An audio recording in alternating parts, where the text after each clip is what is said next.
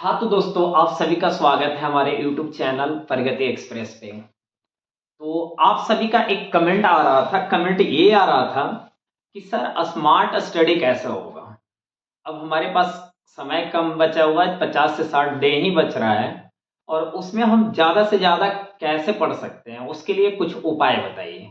तो उसके लिए उपाय हम बताने जा रहे हैं, उस चीज़ को आप लोग ध्यान से देखेंगे। अभी जो हम लोग को पढ़ने का है, स्मार्ट तरीके से पढ़ना है, हार्ड वर्क नहीं करना, स्मार्ट वर्क करना है। घोड़े के जैसा काम करना है, गधे के जैसा काम नहीं करना है। तो आइए देखिए, सबसे पहले हम लोग को ये पता होना ही चाहिए कि कौन सा टॉपिक इंपॉर्टेंट है और कौन सा टॉपिक इंपॉर्टेंट नहीं है। जैसे पढ़ने के लिए तो साल भर में हम लोग बहुत कुछ पढ़ लिए हैं, लेकिन अब जो है हमारे एग्जाम करीब है, उसमें क्या पढ़ना है क्या नहीं पढ़ना है ये जानना बहुत जरूरी है। तो सबसे पहले ये ध्यान देना है कि हमको पूरा चैप्टर को नहीं पढ़ना है। पूरा चैप्टर को क्या करना है, हम लोग को पढ़ना नहीं है। अभी अभी केवल वही चीज पढ़ना है जो हमारे लिए इंपॉर्टेंट टॉपिक है। बहुत सारे बच्चे ये कमेंट करेंगे कि सर इंपॉर्टेंट टॉपिक कैसे हम पता करेंगे। तो वो आप हमें कमेंट कर देंगे कि कौन सा सब्जेक्ट का इंपॉर्टेंट टॉपिक आपको चाहिए। उस पर हम वीडियो नेक्स्ट डे में तुरंत बना देंगे। आज जैसा आप वीडियो देख रहे हैं, अगले दिन अगर आप कमेंट आ जाता है मेरे पास, तो उसका वीडियो तुरंत हम रेडी कर देंगे। बस आपका कमेंट का इंतजार रहेगा। तो अभी जो है क्या पढ़ना चाहिए, उससे ज्यादा जरूरी है क्या नहीं पढ़ना चाहिए। मतलब पूरे चैप्टर को हमको नहीं पढ़ना है, क्या पढ़ना है, उस चैप्टर का इंपॉर्टेंट टॉपिक पढ़ना है। तो स्मार्ट स्टडी के लिए हम 5 रूल्स लाए हैं, 5 तरीके लाए हैं। सबसे पहले क्या करना होगा, आपको टाइम टेबल फिक्स करना होगा कि हमको मैथ कितने देर पढ़ना है, संस्कृत कितने देर पढ़ना है। ये आपको हम बता रहे हैं 10 क्लास का। सोशल साइंस कितना देर पढ़ना है, हिंदी कितना पढ़ना है, ये सारी चीज को आपको क्या करना होगा, टाइम टेबल फिक्स करना होगा। और पांचों सब्जेक्ट, 6 सब्जेक्ट का ही सबका आपको क्या करना होगा, टाइम टेबल पुट करना होगा। ठीक उसी तरह से इंटर का, अगर साइंस का स्टूडेंट है तो मैथ कितना देर पढ़ना है, फिजिक्स कितना देर पढ़ना है, केमिस्ट्री कितना देर पढ़ना है, हिंदी कितना पढ़ना है, इंग्लिश पढ़ना है, ये टाइम टेबल फिक्स करना होगा। बहुत सारे बच्चे क्या करते हैं, एक दिन में केवल मैथ ही पढ़ते हैं, कुछ फिजिक्स ही पढ़ते हैं, कुछ बच्चे को यही नहीं पता चलता है कि हम क्या पढ़े नहीं पढ़े, वो दिन भर इसी में सोच के पढ़ रह जाते हैं। तो ऐसा नहीं करना है, सबके लिए टाइम फिक्स कर देना है, 2 घंटा 4 घंटा जो आप फिक्स करते हैं। ये तो पहला हो गया कि टाइम टेबल, जिसको रूटीन भी बोलते हैं। दूसरा आपको क्या करना है, क्वेश्चन बैंक। क्वेश्चन बैंक आपको हर हाल में क्या करना है, बनाना है। तो बहुत सारे बच्चे ये कमेंट करेंगे कि क्वेश्चन बैंक कौन लें, तो उसके लिए नेक्स्ट वीडियो हम बना देंगे आप लोग को कि कौन सा क्वेश्चन बैंक आपको क्या करना है, खरीदना है और कैसे पढ़ना है। तो क्वेश्चन बैंक में आपको पढ़ने के लिए थोड़ा सा अभी हम बता रहे हैं कि सबसे पहले अगर ऑब्जेक्टिव आप पढ़ना चाह रहे हैं तो चैप्टर वाइज आप क्या कीजिए, ऑब्जेक्टिव को पढ़िए। एक चैप्टर वाइज क्वेश्चन बैंक आता है, एक पूरा का पूरा आता है। तो जो भी क्वेश्चन बैंक हो, अगर पूरा ईयर का हो, जैसे 2025 में जो एग्जाम हुआ है मैथ का हुआ है, तो पूरे मैथ को आप क्या कीजिए, 1 से लेकर, अगर 100 मैथ है ऑब्जेक्टिव में तो 100 को बनाइए, अगर सब्जेक्टिव है तो सबको बनाइए। जो जो बनते जा रहा है वो अच्छी बात है, जो नहीं बन रहा है उसको आप क्या कीजिए, घेर दीजिए। तुरंत आंसर मत देखिए, तो उसको क्या कीजिए, घेर दीजिए। और दूसरी बात, घेरने के बाद जब पूरा बना लिए हैं तो बाद में उसको क्या कीजिए, बनाने का प्रयास कीजिए देखकर, जो पीछे सॉल्यूशन हो, चाहे किसी टीचर को आप हेल्प ले सकते हैं।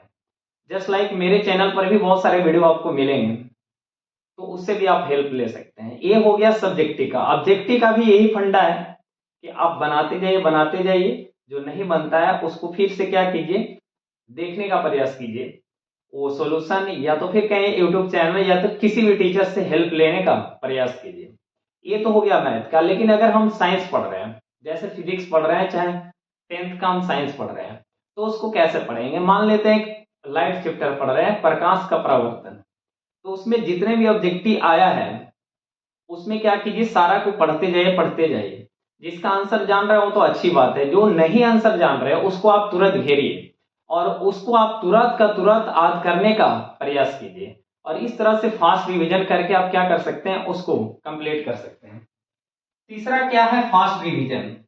तो फास्ट रिवीजन कहने का मतलब है कि आप जो है नोट्स आप जो बनाए हैं, तो क्वेश्चन बैंक में आप देखेंगे कि कौन कौन सा सवाल पूछा गया है, उसको फास्ट रिवीजन कीजिए। फास्ट रिवीजन करने का मतलब यह है कि रटना नहीं है, चीजों को बार बार देखते जाना है। देखते जाने से क्या होता है कि हमारे दिमाग में एक इमेज बन जाता है और वो इमेज क्या है, बहुत दिन तक रहता है अगर बार बार हम किसी चीज को रिवीजन करते हैं। तो ये हो गया फास्ट रिवीजन।